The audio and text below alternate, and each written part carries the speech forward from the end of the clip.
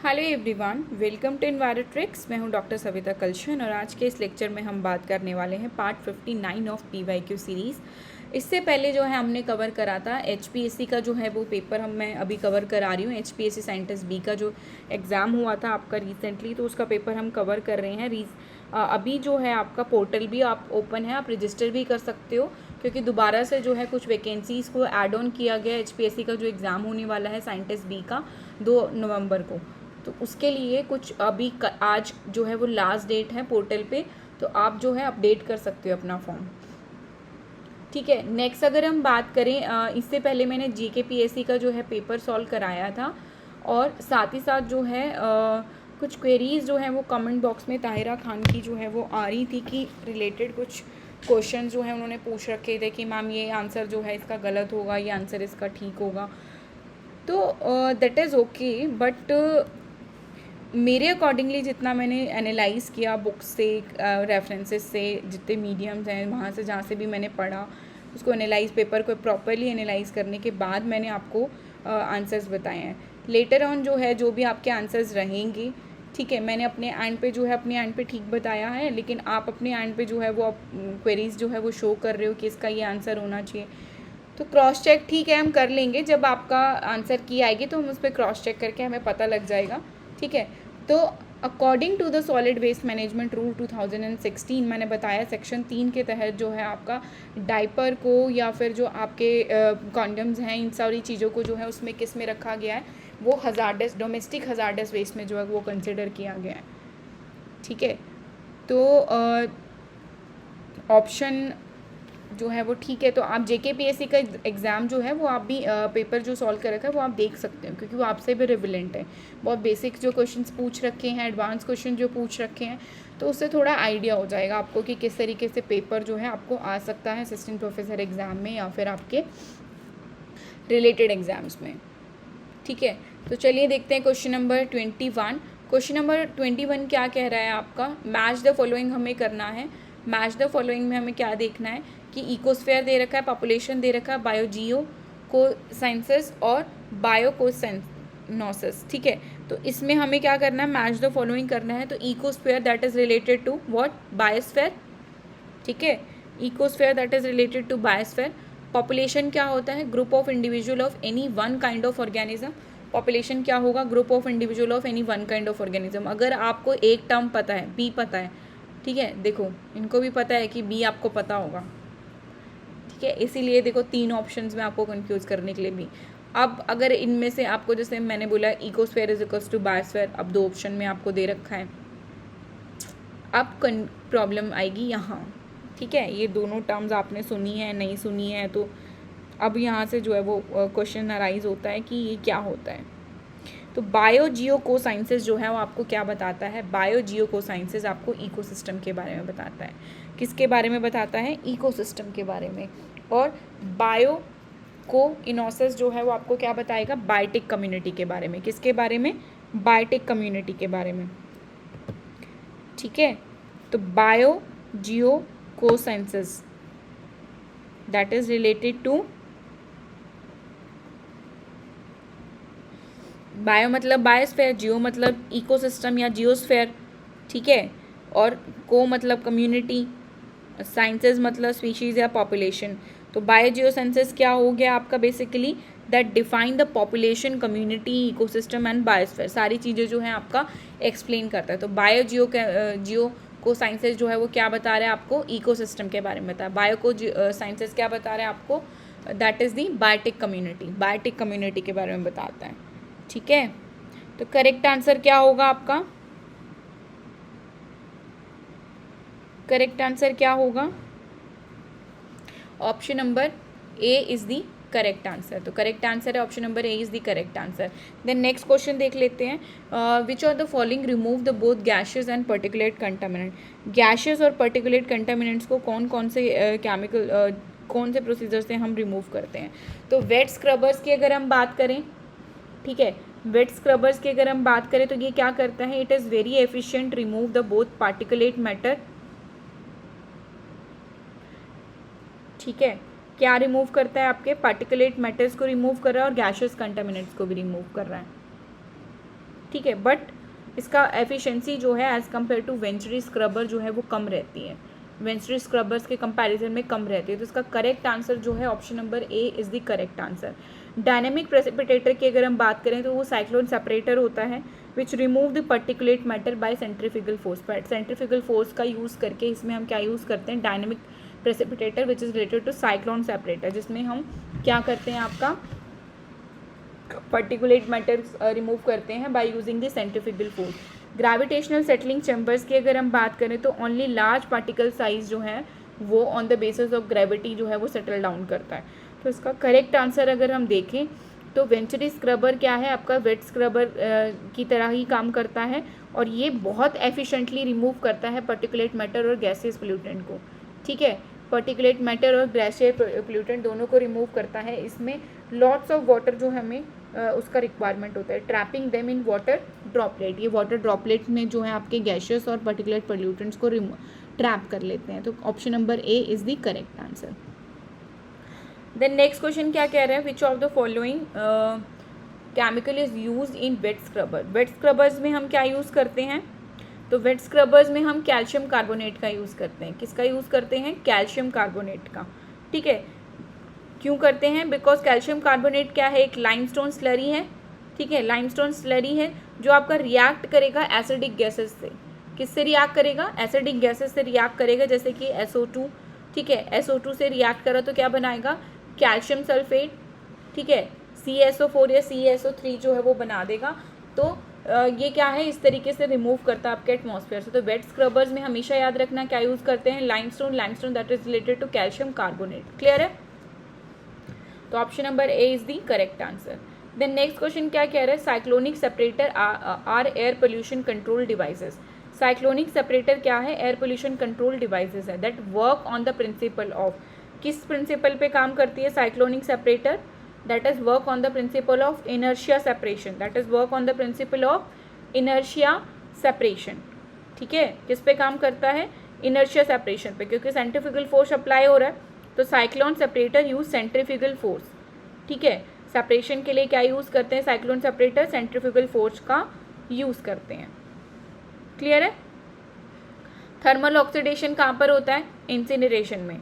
ठीक है, catalytic oxidation कहाँ होएगा, कैटालिटिक कन्वर्टर्स में। तो करेक्ट आंसर क्या है, इनर्शिया सेपरेशन। तो नेक्स्ट क्वेश्चन क्या कह रहा है, question number 25, the amount of BOD indicate a high water pollution. High water pollution BOD, देखो अगर BOD 1 से लेकर 2 के बीच में है तो that is very clean water. ठीक है, क्लीन वाटर की उसमें आएगा। ठीक है, 1 ppm अगर BOD का कंसनट्रेशन है तो। अगर BOD का कंसनट्रेशन जो है वो 4 ppm है तो that is the moderate pollution. क्या होएगा, मॉडरेट पोल्यूशन होएगा।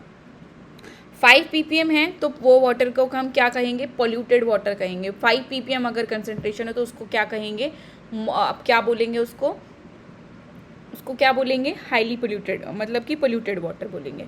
अगर इन्होंने पूछा है कि हाई वाटर पोल्यूशन, तो अगर ग्रेटर देन 10 ppm कभी भी आपका ऑप्शन में आए that is greater than 10 ppm, greater than 10 ppm BOD जो है वो हाईली पोल्यूटेड वाटर में आएगा।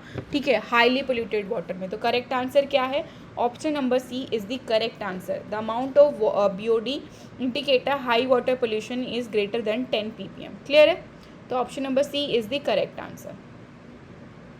द नेक्स्ट क्वेश्चन क्या कह रहा है, which of the following is a primary treatment for water pollution. इनमें से कौन सा जो है वो प्राइमरी ट्रीटमेंट है फॉर द वाटर पोल्यूशन। तो प्राइमरी ट्रीटमेंट की अगर हम बात करें तो स्लज मेथड क्या है आपका, स्लज मेथड क्या आपका प्राइमरी ट्रीटमेंट है, no. Trickling filters secondary treatment में यूज़ करते हैं। रिमूवल ऑफ नाइट्रेट ये भी टर्शरी में आएगा आपका। लेकिन सेडिमेंट जो है वो आपका क्या है, सेडिमेंट जो है वो आपका किस में आएगा, प्राइमरी ट्रीटमेंट्स में आएगा। तो sludge method is secondary treatment, trickling filters is secondary treatment, और sedimentation is the primary treatment and removal of nitrate is the tertiary treatment. Clear है, ये क्या है, टर्शरी ट्रीटमेंट है। तो करेक्ट आंसर क्या होगा, option number C is the correct answer. Next question क्या कह रहा है, what is the method of treatment used when the TSS in the sample is high। TSS अगर सैंपल में हाई है तो कौन सा मेथड जो है हम यूज़ करेंगे? कौन सा मेथड यूज़ करेंगे? देखो, अल्ट्रा फिल्ट्रेशन जो है, अल्ट्रा फिल्ट्रेशन किसके लिए यूज़ करते हैं हम? Ultra filtration remove a very fine colloid micro molecules को रिमूवल के लिए हम क्या करते हैं? मैक्रो मॉलिक्यूल्स के रिमूवल के लिए अल्ट्रा फिल्ट्रेशन का यूज़ करते हैं। High rate solid contact clarifiers, तो ये क्या होते हैं? These are specifically design for water with high TSS। High TSS के रिमूवल के लिए हम क्या यूज़ करते हैं? क्लैरिफायर्स का यूज़ करते हैं, high rate solid contact clarifiers का यूज़ करते हैं। तो क्लैरिफायर्स का किस लिए यूज़ होता है? टोटल सस्पेंडेड सॉलिड रिमूव करने के लिए, ठीक है। देन प्रेशर सैंड फिल्टर्स की अगर हम बात करें तो they are work after the clarification for moderate TSS। तो अगर मॉडरेट TSS, हाई TSS है तो high rate solid contact clarifiers का यूज़ करा। प्रेशर सैंड फिल्टर्स का किस लिए यूज़ करा?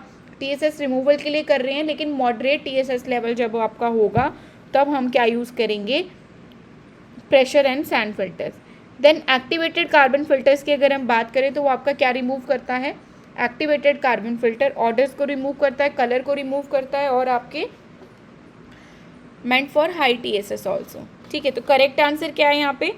High rate solid contact clarifier is the correct answer. Option number B is the correct answer.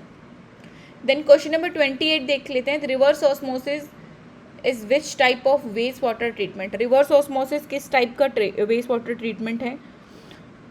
तो रिवर्स ऑस्मोसिस में हम क्या करते हैं? मेम्ब्रेन बेस्ड प्रोसेस होता है जिसमें डिजॉल्व सॉल्ट या आयंस का रिमूवल हम देखते हैं। डिजॉल्व सॉल्ट और आयंस रिमूव करता है and very fine suspended particles from water जो है ये रिमूव करता है ना। It is not a physical sedimentation और biological treatment. It is not a physical sedimentation और बायोलॉजिकल ट्रीटमेंट। तो जनरली बात करें, क्या ये प्राइमरी ट्रीटमेंट में आता है? No. Preliminary treatment, preliminary treatment जो है उसमें क्या होता है? रिमूवल ऑफ लार्ज डेब्रिस और ग्रिड हमें देखने को मिलता है, ठीक है। तो प्राइमरी ट्रीटमेंट में स्क्रीनिंग और सेडिमेंटेशन होता है आपका, और लार्ज ग्रिड चैम्बर्स वगैरह यूज़ करके डेब्रिस को हम रिमूव करते हैं प्रिलिमिनरी ट्रीटमेंट में। सेकेंडरी ट्रीटमेंट में हम क्या करते हैं? ट्रिक्लिक फिल्टर्स और एक्टिवेटेड स्लेज का यूज़ करते हैं, बायोलॉजिकल रिमूवल करते हैं।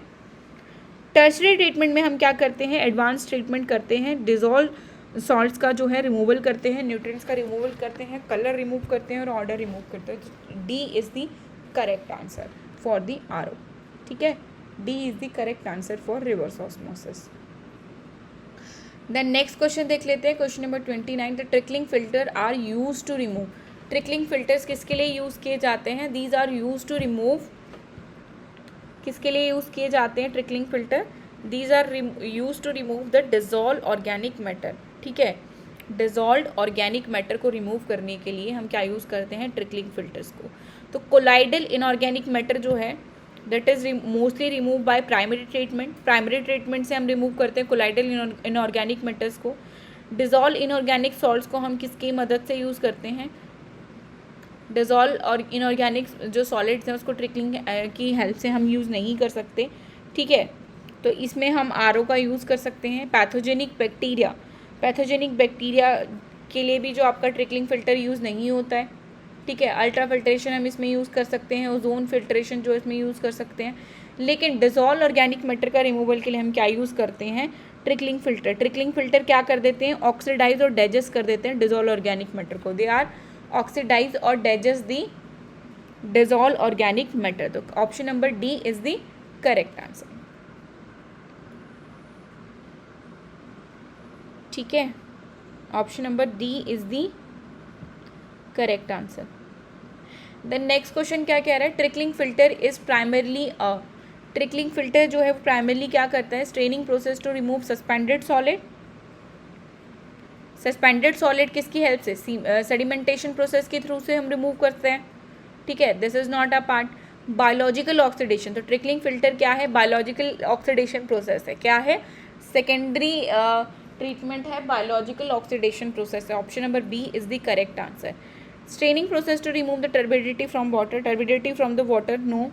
Treatment of remove bacteria from water, तो बैक्टीरिया के रिमूवल के हम क्लोरीनेशन या फिर अल्ट्रा वायलेट फ़िल्टर जो हम यूज़ करते हैं, यूवी लाइट का या फिर अल्ट क्लोरिनेशन का जो है हम यूज़ करते हैं for the disinfection for the removal of bacteria. तो करेक्ट आंसर क्या होगा? Option number B is the correct answer. तो आज के लिए इतना ही। और रिलेटेड टू जियोलॉजी जो है, मैंने अभी रिसेंटली कल ही एक लेक्चर अपलोड करा है, तो उसमें आपका पूरा का पूरा जियोलॉजी जो है मैं कवर करा चुकी हूँ। अब जो है हमारे जो बेसिक जो भी मिसलेनियस टॉपिक्स जो रह गए हैं वो सिर्फ अभी हमें कवर करने हैं। बाकी पूरा का पूरा सिलेबस जो है वो थ्योरी लेक्चर फॉर्म में जो है मैं वो कवर करा चुकी हूँ। अगर आप चाहते हैं कि हम रिवीजन सीरीज़ जो है वो स्टार्ट करें, ठीक है, रिवीजन सीरीज़ जो अगर हम स्टार्ट करें फॉर द एग्ज़ाम, तो आप प्लीज़ मुझे कमेंट बॉक्स में बताएं। तो आज के लिए इतना ही।